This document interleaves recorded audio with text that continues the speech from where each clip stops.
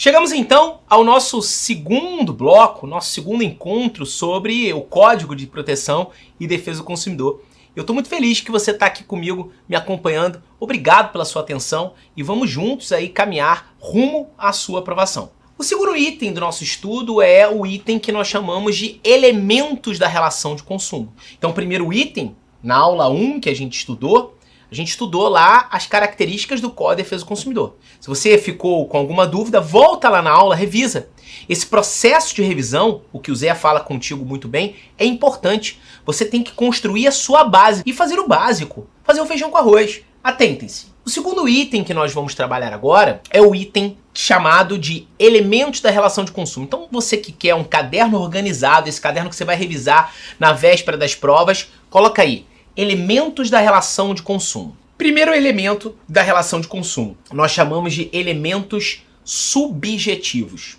Primeiro elemento, elementos subjetivos. Segundo elemento, elementos objetivos. Cris, como que isso funciona? Como que isso pode cair na minha prova? Ou mesmo eu que advogo, como é que eu vou trabalhar com isso?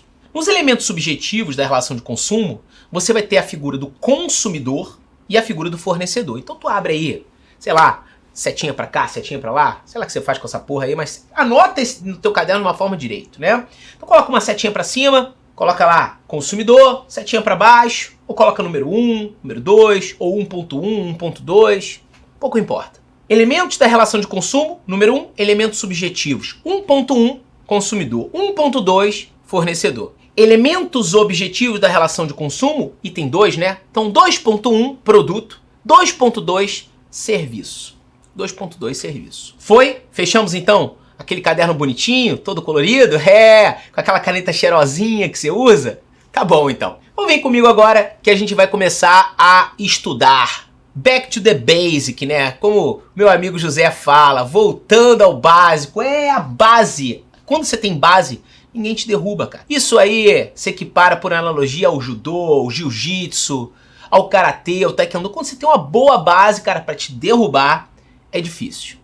E aí, se vier qualquer tipo de prova, um examinador com coração peludo, aquele que dorme de calça jeans, putz, você não vai ser derrubado. Bom, então, primeiro elemento, qual é? Quem é o consumidor? Então você colocar no seu caderno lá, ó, quem é o consumidor?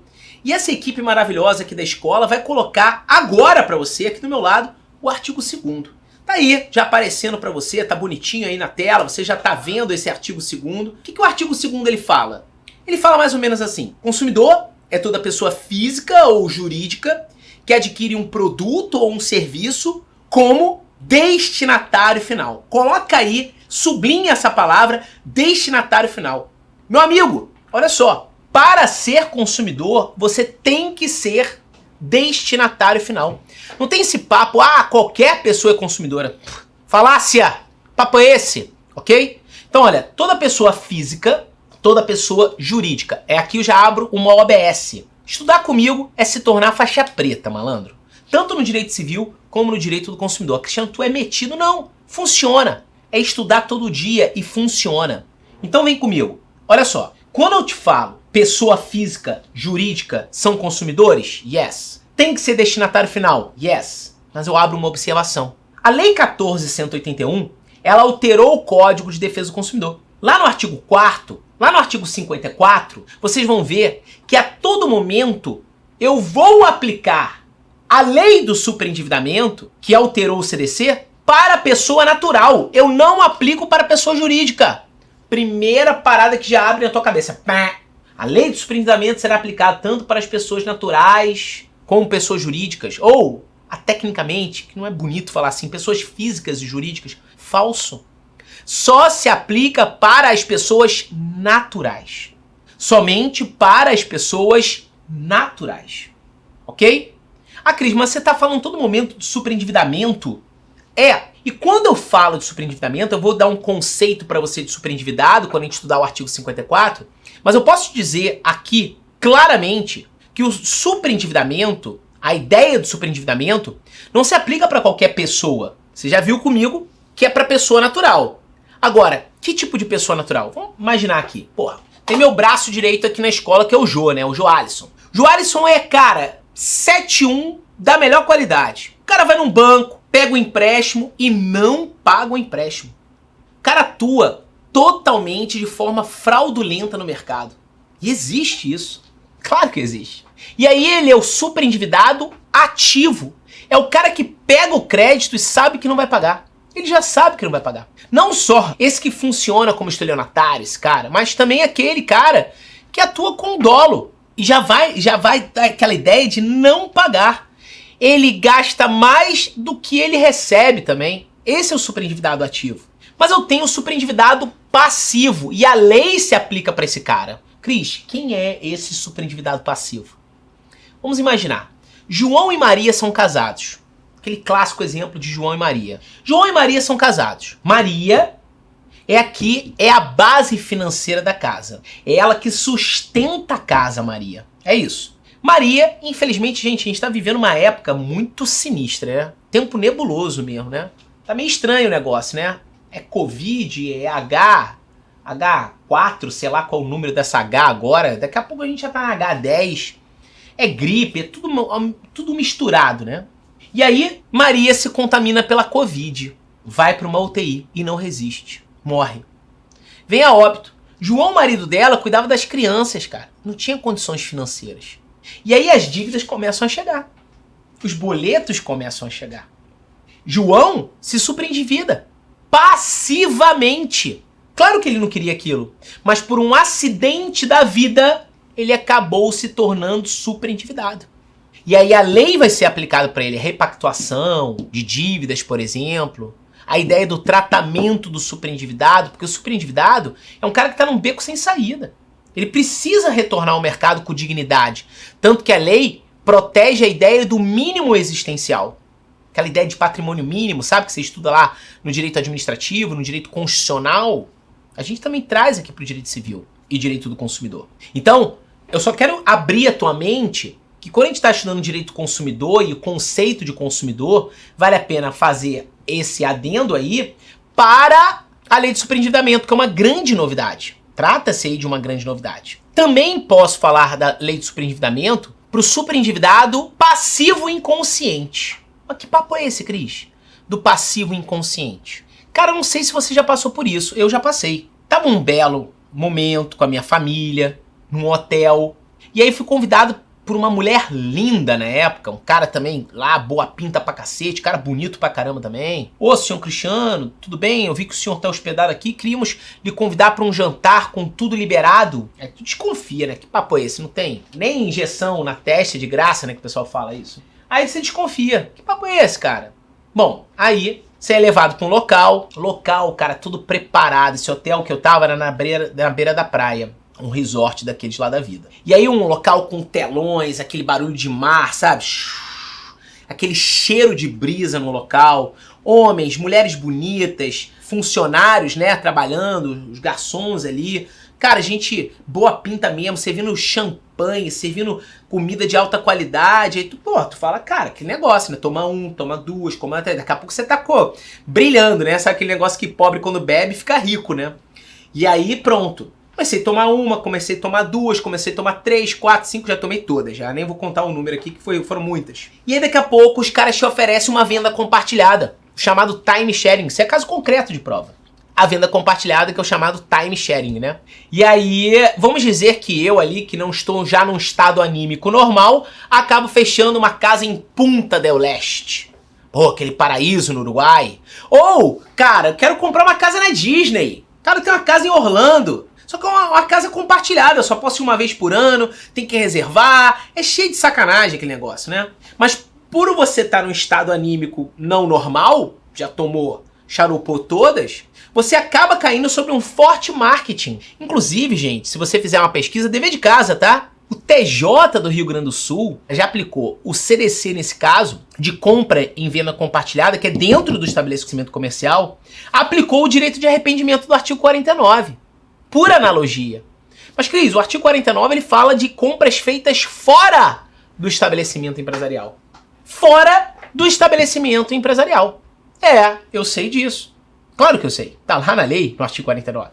Mas o TJ do Rio Grande do Sul sabiamente falou, cara, quando o consumidor ele não tá nesse estado anímico normal, posso aplicar o artigo 49 por analogia no caso concreto. Então, o artigo 49 já foi aplicado nesse caso. Mas, Cristiano, a lei de superendividamento fala que não se aplica para compras de alto luxo, casas de alto padrão, carros, mas tudo vai depender. Vamos dizer que o cara tenha dinheiro. Ele tem dinheiro para comprar uma casa de alto luxo. Mas ele, por não estar no estado anímico normal naquela situação, ele acaba se superendividando. O superendividado não é o superendividado que não tem dinheiro. Tem pessoas que têm dinheiro e estão extremamente superendividadas. Extremamente superendividadas. Defensoria pública, meu irmão, vai bombar. Ah, mas o cara não tá lá dentro do quadro do hipossuficiente. Cara, ele não tem mais condição de pagar ninguém. Ninguém. Superendividamento vai ser 2022 o que vai mais explodir na magistratura e nas defensorias. Mas vamos lá. Eu abri essa chamada para você abaixo do conceito de consumidor porque é super válido. Isso tá caindo dialogando o tempo todo. Então você já viu comigo quem é o consumidor? Toda pessoa física, jurídica, que adquire um produto ou um serviço, ou um produto e um serviço como que destinatário final. Então, para ser consumidor, cara, você tem que ser destinatário final. E o STJ diz que para ser destinatário final, você tem que ser um destinatário final fático e um destinatário final econômico. Um destinatário final fático e um destinatário final econômico. Cris, o que é ser um destinatário final fático? O que é ser um destinatário final econômico? Destinatário final fático é aquele que retira o produto ou o serviço do mercado. E o destinatário final econômico é aquele que dá fim à cadeia de consumo. Então, destinatário final fático, aquele que retira o produto ou o serviço do mercado. E o destinatário final econômico é aquele que dá fim à cadeia de consumo. Então, destinatário final para a lei é isso. Para a jurisprudência, idem. Para a lei e para a jurisprudência. Tanto é que nós adotamos uma teoria. A teoria que nós chamamos de teoria finalista ou também teoria subjetiva. Para ser consumidor, você deve ser destinatário final. Fez sentido? Então, qual é a teoria adotada pela lei e pelo STJ? Teoria finalista, teoria subjetiva. Nós afastamos a chamada teoria objetiva ou maximalista, que dizia que para ser consumidor bastava ser um destinatário final fático. Afasta isso da sua cabeça. Mas eu vou deixar um dever de casa para você. Um dever de casa importante. Por quê? Porque em certos casos, abre uma observação aí no seu material, uma atenção. Em certos casos, o STJ faz uso do chamado finalismo aprofundado. Teoria finalista aprofundada, teoria finalista mitigada, teoria finalista temperada, tecnicamente chamado de finalismo aprofundado. Então, gugada depois desse bloco de aula, e você vai estar lá comigo, ó, finalismo aprofundado. O que é o finalismo aprofundado? É a busca de mitigar o critério subjetivo dado pela lei. Muitas pessoas estavam sendo afastadas do conceito de consumidor, que é um conceito muito restritivo. Então, para que você aplique a tese do finalismo aprofundado, principalmente para as pessoas jurídicas, tem que estar caracterizada a vulnerabilidade. Beleza? Vamos lá. Uma primeira observação que eu faço para vocês aqui no material. A jurisprudência atual do STJ, anota aí, cara, vale a pena anotar. A jurisprudência atual do STJ reconhece a existência de relação de consumo, reconhece a existência da relação de consumo apenas quando ocorre destinação final do produto ou do serviço. Apenas quando ocorre destinação final do produto ou do serviço. E não na hipótese em que estes são alocados na prática de outra atividade produtiva. E não na hipótese em que estes são alocados na prática de outra atividade produtiva. Então aqui é um ponto importante para você sobre a ideia de quando aplicar o Código de Defesa do Consumidor, que a gente já falou do finalismo, da teoria finalista subjetiva, que tem que ser destinatário final, e o que o STJ fala do que é o destinatário final fático, do que é o destinatário final econômico. Mas aqui, gente, há necessidade de destacar o finalismo aprofundado, e eu repito aquele julgado que eu já trouxe para vocês, vou me valer dele de novo, que é o recurso especial 11.96.951. Vou pedir para o pessoal da equipe colocar aí, RESP 96951 Piauí.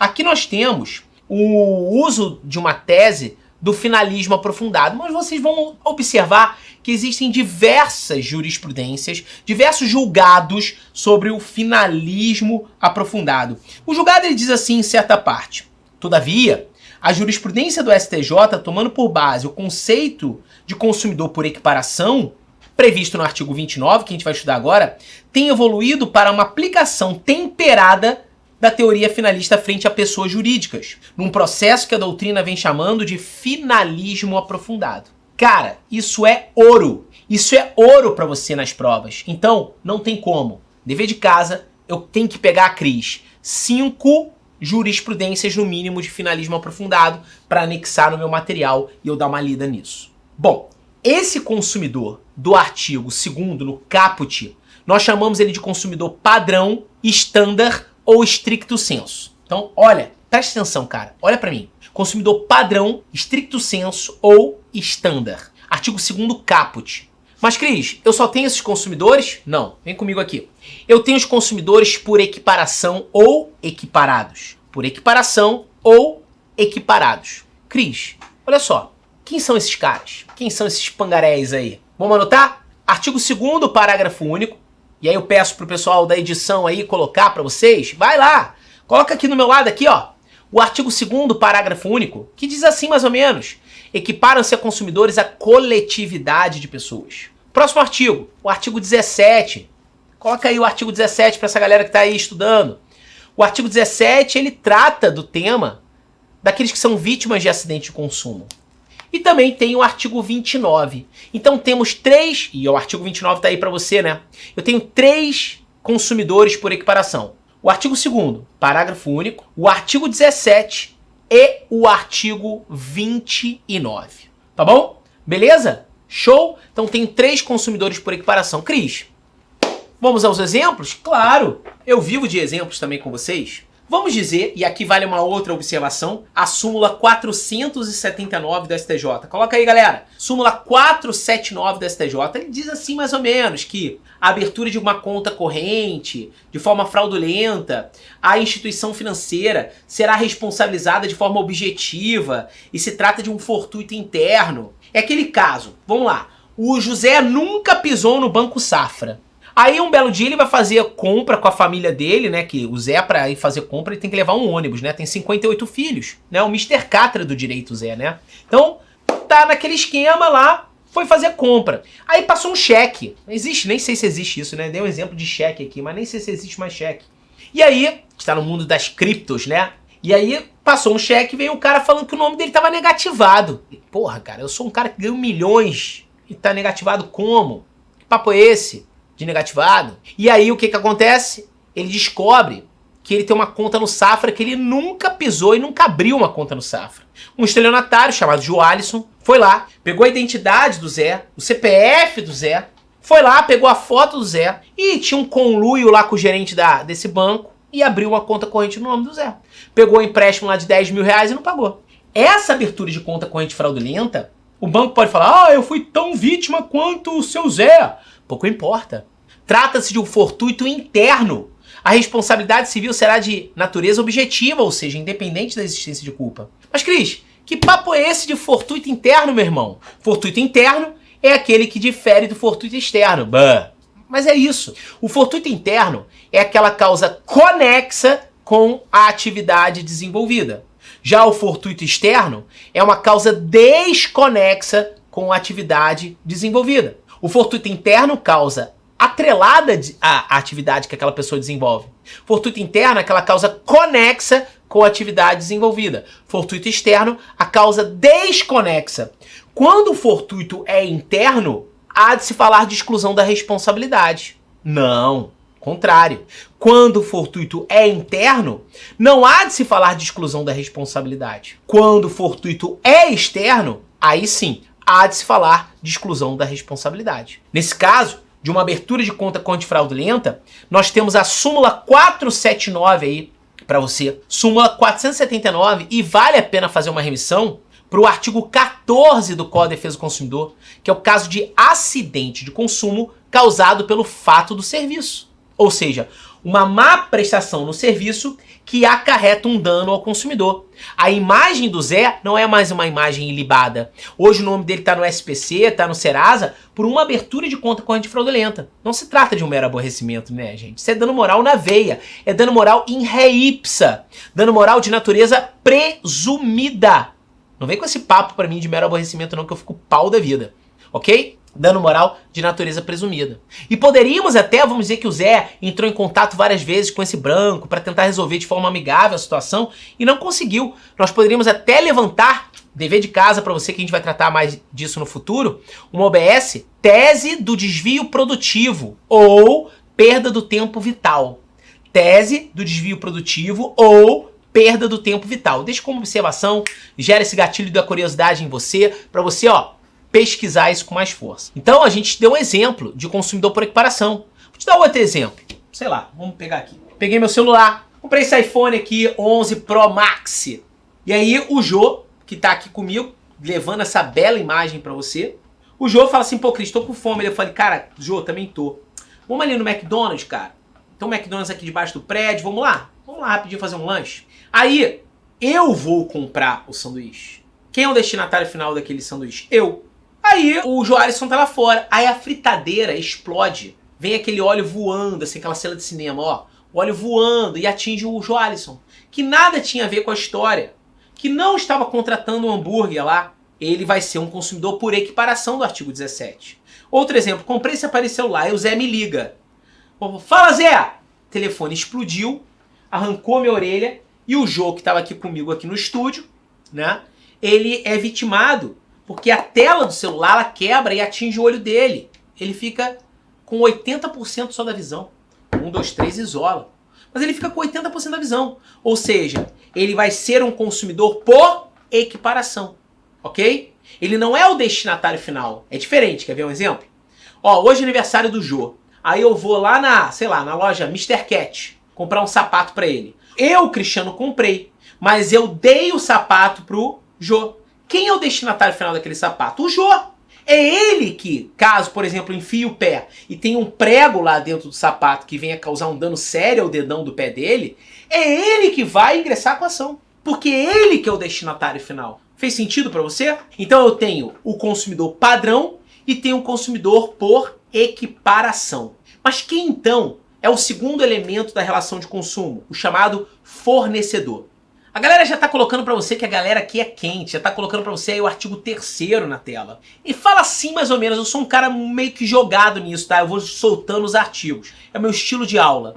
O artigo 3º, ele fala assim, olha, toda pessoa física, toda pessoa jurídica, pública, privada, nacional ou estrangeira, bem como os entes despersonalizados. Esse cara, ele é o fornecedor. Toda pessoa física, jurídica, pública, privada, nacional ou estrangeira, bem como os entes despersonalizados. Cris, tudo bem, o que é uma pessoa física, jurídica, pública, privada? Agora, quem são esses entes despersonalizados? Me veio aqui a memória, e sinto muito saudade dela, da dona Dolores, mãe de 2 grandes amigos meus. Eu morava no bairro da Tijuca, ali no pé do Morro da Chacrinha. Eu tive uma infância bem humilde. Cara, a dona Dolores, ela sustentou esses meus 2 amigos vendendo coxinha, cara. Olha que louco, né? E eu sou viciado em coxinha por causa da dona Dolores. Eu sou o cara mais especialista do mundo em coxinha. É difícil alguém ser mais especialista do que eu. Bom, e aí é o seguinte. Dona Dolores fazia aquelas coxinhas coquetel, sabe? Aquelas coxinhas pequenininhas. E aí cada pacotinho vinha 5 coxinhas. Chegava na janela dela e falava, dona Dolores, dá uma porção aí. Ela fritava na hora, aquela coxinha, cara. Putz, que surreal, que saudade daquela coxinha. Deu até água na boca, ó. E a dona Dolores, cara, que me traz uma lembrança incrível, ela fazia coxinha pra muitos bufês. E ela não tinha uma empresa, cara. Ela fazia aquilo lá. Cara, eu acordava cedo, tipo época de férias, exemplo. A gente jogava bola na rua, mas era uma bola de paralelepípedo, assim, na descida ali da comunidade, ali do morro ali, e tinha paralelepípedo, quando a gente conseguia jogar na quadra ali, que era dentro do morro mesmo, né? Morro da Chacrinha, comunidade do Turano, no bairro da Tijuca. Ali eu tive uma infância maravilhosa, joguei muito taco, soltei muita pipa, né? Bola de gude, futebol no paralelepípedo, aquele pé cascorado, sabe, do futebol. E aí o seguinte, a dona Dolores, imagina que ela faz 1.500 salgados para uma festa. Aí nego lá na festa, pelo amor de Deus, nego é um vocabulário aqui do Rio, tá? Que a gente fala nego pra qualquer pessoa. Não é relacionado à cor, não, tá? Depois o pessoal fica me julgando falando isso. Mas bobeira, tudo bem. E aí o seguinte, nego fala assim, cara, começa a passar mal na festa. Tem uma suadeira, cara, dor de barriga, banheiro, infecção intestinal. O frango que a galinha que ela utilizou lá na coxinha tava podre. Cara, mas qual o CNPJ da dona Dolores? Qual a empresa dela? Não tem, cara. Não tem empresa. Ela faz aquilo com habitualidade. Então ela se encaixa nesse conceito de ente despersonalizado. Ela se encaixa nesse conceito de ente despersonalizado. Ou, por exemplo, vamos dizer aqui, vou dar um exemplo com o Jô, que ele tá aqui do meu lado, né? O Jô é um cara que aproveita as oportunidades financeiras da vida. Ele tem um dinheirinho no bolso, sei lá, vamos dizer que o Jô tenha hoje 20 mil no bolso. E aparece, sei lá, uma Fiat Uno pra ele comprar. Zerada, cara, único dono, valor do mercado, sei lá, na FIP é 28 mil e ele tem 20 mil em cash na mão. Aí ele dá 20 mil pro cara. O cara aceita, tá precisando de dinheiro, desesperado, aceitou. Aí ele vai e pega esse carro e vende por 23. Faz 3 mil reais ali. Aí aparece outra oportunidade. Outra oportunidade, ele compra e vende veículos com habitualidade. Mas qual é a agência dele? Qual o CNPJ dele? Ele não tem. Mas ele vai se encaixar nesse conceito de fornecedor, por ser um ente despersonalizado. Eu posso te dar aqui, passar o dia inteiro conversando contigo, te dando exemplo. Vamos lá. Recentemente eu fiz uma obra num apartamento que eu adquiri. E aí tem o pintor, tem a galera da obra. Lá, o que a galera chama de pedreiro, né? Os pedreiros. Cara, o cara emitir nota fiscal pra mim? Coisa nenhuma. Qual o CNPJ dele? Não tem, cara. Mas ele tem uma obra toda semana, ele faz aquilo com habitualidade. Ele se encaixa no conceito de fornecedor do Código de Defesa do Consumidor por ser um ente despersonalizado. Caiu na tua mente? Cara, não dá mais pra errar isso em prova. Seja numa primeira fase, numa segunda fase, numa fase oral, não dá pra você mais errar isso em prova. E aí chegamos aos elementos objetivos da relação de consumo. Olha quantas observações nós fizemos. Teoria finalista ou subjetiva, maximalista ou objetiva afastada, finalismo aprofundado, consumidor padrão, consumidor por equiparação, súmula 479, cara, é chuva de conteúdo. Se a gente tivesse ao vivo, eu ia meter assim, coloca a hashtag aí, chuva de conteúdo. Agora a gente passa então para os elementos objetivos da relação de consumo. Produto, tá lá no artigo 3º, deixa eu abrir aqui, dar uma cola aqui no meu livro, né? Deixa eu ver se eu tenho ele aqui, claro que eu tenho, né? O livro de consumidor, claro que tem o conceito. Conceito do artigo 3º, parágrafo 1º, o que é um produto. O que vem a ser um produto, né? Produto, serviço. Produto é qualquer bem móvel ou imóvel, material ou imaterial. Serviço é qualquer atividade prestada no mercado de consumo mediante remuneração. Inclusive, as de natureza bancária, puxa uma súmula 297, financeira, de crédito securitária, salvo as decorrentes de natureza de caráter trabalhista. A gente vai ver isso agora. Então você já sabe o que é um produto, o que é um serviço. E para ter serviço, tem que haver remuneração. Não vai ser aplicado o Código de Defesa do Consumidor quando for um serviço puramente gratuito. Não vai ser. Não vai ser aplicado o CDC. Tá? O serviço praticado aí pelo SUS, por exemplo. Não vai ser. Agora, quando há uma remuneração camuflada, indireta, tipo, Joalisson vai no mercado hoje. Aí ele vai fazer compras. Mercadão, sei lá, fala o nome de mercado. Ei, agora o Extra foi comprado pelo Açaí, né? Sei lá, o Açaí, como o pessoal fala. Esse é o nome daquele mercado, João, mais. Vamos lá, foi lá no Mundial. No Mundial não tem esse papo não, mas no Extra tinha, em outros. É Guanabara, que no Rio tem o Guanabara, né?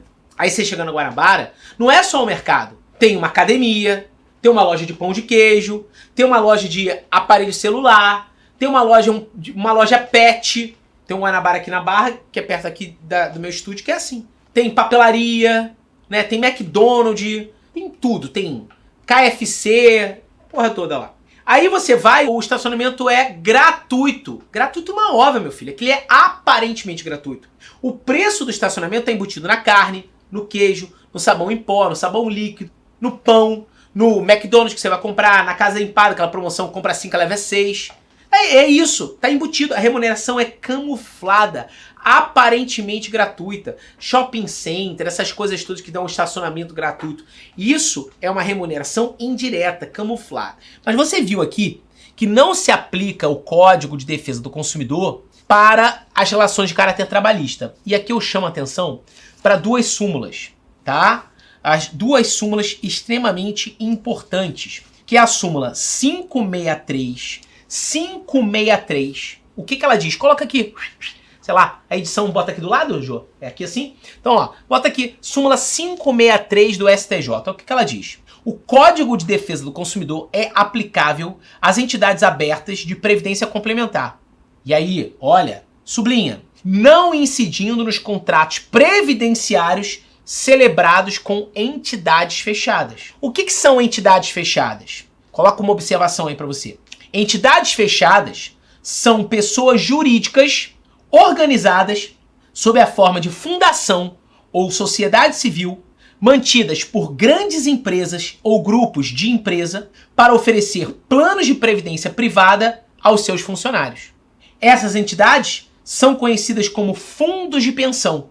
Os planos não podem ser comercializados para quem não é funcionário daquela empresa. Exemplo, Prev Bosch, que são dos funcionários da Bosch. Uma entidade fechada, ela não possui finalidade de lucro. Uma entidade fechada, a gestão ela é compartilhada entre os representantes e os participantes e assistidos e os representantes dos patrocinadores. Então, cuidado com essa súmula 563, ok? Já a entidade aberta de previdência, ela tem finalidade de grupo. Elas são administradas, geridas pelos diretores, pelos administradores dessa empresa. Outra súmula que eu chamo a atenção de vocês é a súmula 608 do STJ. Coloca aí a súmula 608. Aplica-se o Código de Defesa do Consumidor aos contratos de plano de saúde, vírgula, salvo os administrados por entidades de autogestão. Cris, o que é um plano de autogestão? Os magistrados têm um plano de autogestão. Plano de autogestão, também chamado de planos fechados de saúde, são criados por órgãos, entidades ou empresas para beneficiar um grupo restrito de filiados com a prestação de serviços de saúde. Para esse caso, não se aplica o Código de Defesa do Consumidor. Súmula 608. Também não vamos aplicar o Código de Defesa do Consumidor na relação entre locatário e locador. Nós vamos aplicar a Lei de Locações, 8.245. Eu não vou aplicar a relação entre franqueado e franqueador, ela não é relação de consumo, vai ser aplicada a legislação de franquias. Eu não vou aplicar o Código de Defesa do Consumidor frente aos casos de crédito educativo. Não aplico o CDC diante de crédito educativo. Eu não vou aplicar o Código de Defesa do Consumidor na relação entre condômino e condomínio. Não vou aplicar o Código de Defesa do Consumidor. Nessas hipóteses, eu tenho afastamento do CDC. Agora, vale a pena fazer uma observação para uma súmula também, a súmula de número 602. Coloca aí o 602. O Código de Defesa do Consumidor é aplicável a empreendimentos habitacionais promovidos pelas sociedades cooperativas. Então tem aplicabilidade do CDC aí. Assim como vale a pena você fazer uma remissão para a súmula 285 e 297. 285 e 297. Beleza, gente? Então aqui nós fechamos o segundo tema relacionado ao nosso curso de Direito do Consumidor para concursos públicos, que foi o tema relacionado aos elementos da relação de consumo. Primeiro tema, características do CDC. Segundo tema, elementos da relação de consumo. Eu te aguardo no próximo bloco.